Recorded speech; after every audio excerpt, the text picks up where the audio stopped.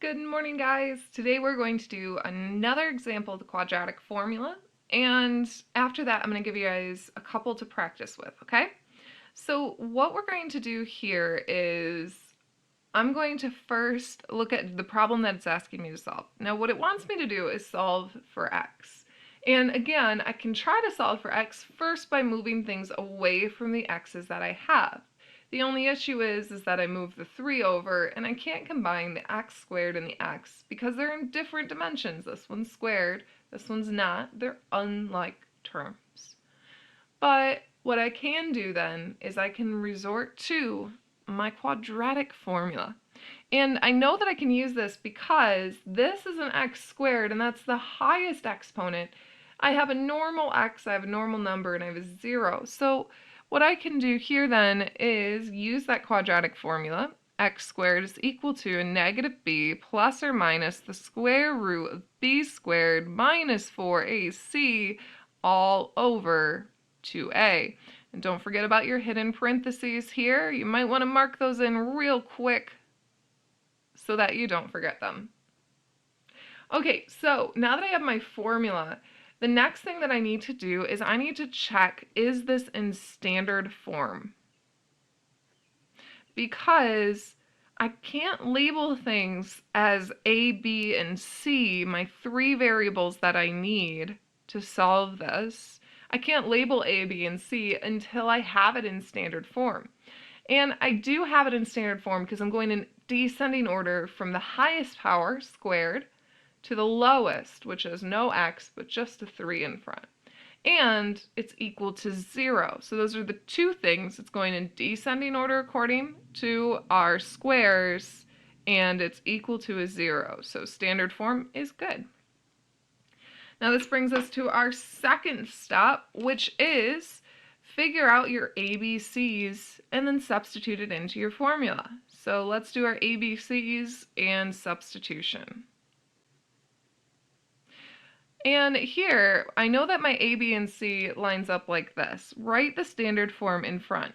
AX squared plus BX plus C is equal to 0.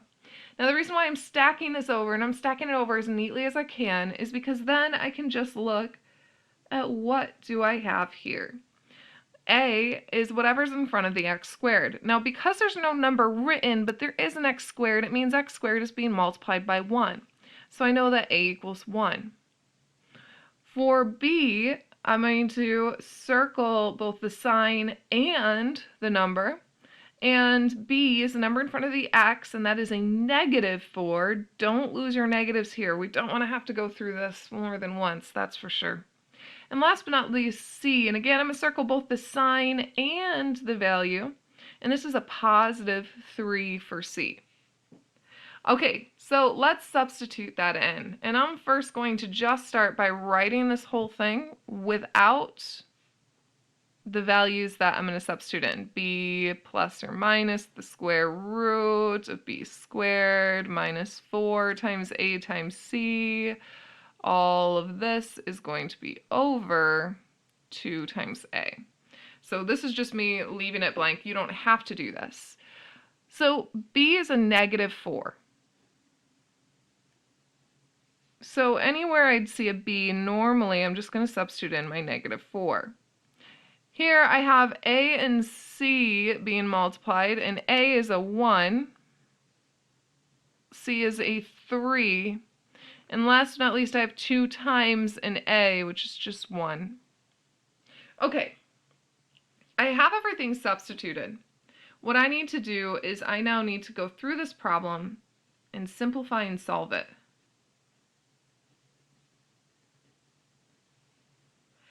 And in order to do this, I'm going to work really carefully through order of operations.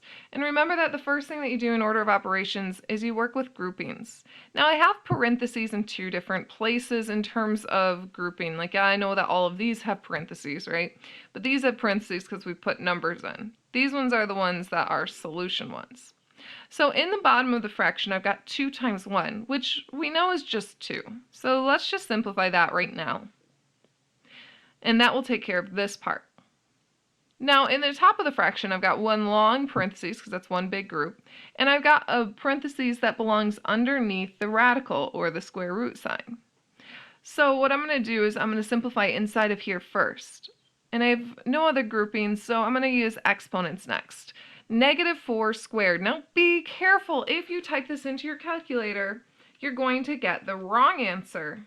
Because -4 squared, it's going to tell you is -16. That is completely false. And the reason why is it should be a -4 in parentheses squared. It's not saying square the 4 and then add a negative, which is what your calculator thinks you're asking it to do. What it's saying is take the number -4 and square it. And that has to be a positive. So even if your calculator tells you it's negative, you should know better. You can't square a normal number and get a negative. This needs to be 16. So here I've got 16 minus, well, 4 times 1 times 3. And 4 times 1 is just 4, and 4 times 3 is 12.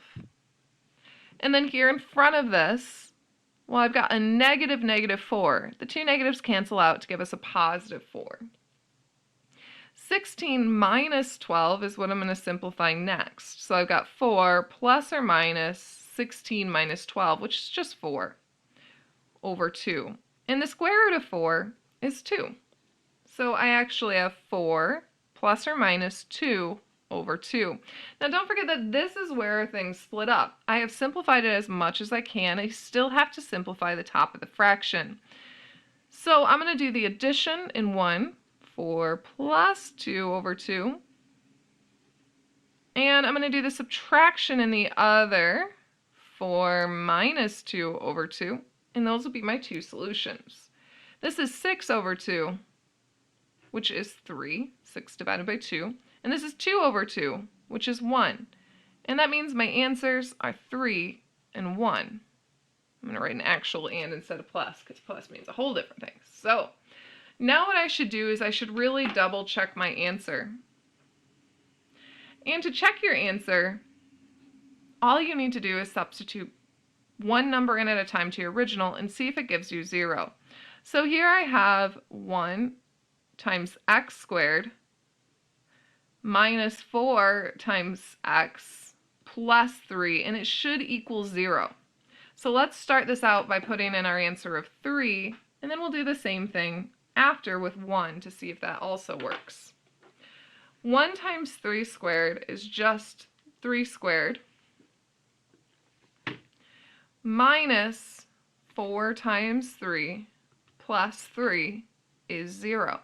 Now let's do the same thing with our second answer, which is 1. I'm not going to rewrite the whole thing, but this is going to be 1 squared minus 4 times 1, which is just 4, plus 3 is also 0. So that means I got it right. Now if I had gotten it wrong, let's say I said 2, I'd have 2 squared minus 4 times 2 plus 3. So again, I'm substituting in a 2. I'd gotten the answer wrong. Notice how it gives me an answer besides 0, so that would be a false statement, and I would stop because I have to go back and resolve the problem. We don't want to resolve these problems. Look at how stinking long they are. Go really, really slow and careful and follow along. Use your finger to make sure that you are doing this one thing at a time, and it is absolute perfection. And to that end, I'm not going to give you many problems to do at a time. I just want to see them done slowly and done right. So today all we're going to do is number 3, okay? I just want you to do this number 3 here and show me every step that you can, okay? And I need to see that you checked your answer. I only need to see maybe this much to know that you've checked it. But don't write this down if you're not actually going to type it into your calculator, because if I see that you said you checked it and you didn't, you don't get the checking points, okay? Because you'll know if it's right or wrong. So go ahead and try this one.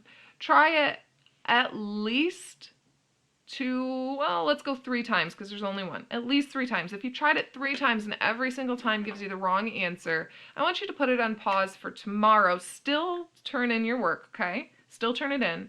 And show me all 3 attempts that you did, and I'll give you credit for it. But I need to see those attempts, and who knows, hopefully you can get it right in your first go around.